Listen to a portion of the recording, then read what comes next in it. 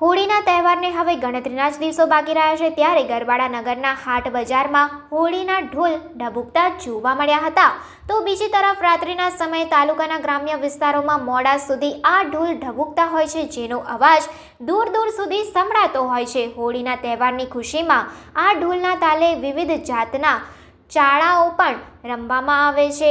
રાત્રિના શાંત વાતાવરણમાં આ ઢોલ અને સાથે વાગતી થાળીનો અવાજ સાંભળવાનો આનંદ અનેરો હોય છે. હોળીના ઢોલને 4 થી 5 જેટલી સ્ટાઇલોમાં વગાડી શકાય છે, તેમજ તેનો અવાજ વધુ દૂર દૂર સુધી જાય તેના માટે ઢોલની પાસે જ એક ચામડાની રીંગ રાખવામાં આવે છે.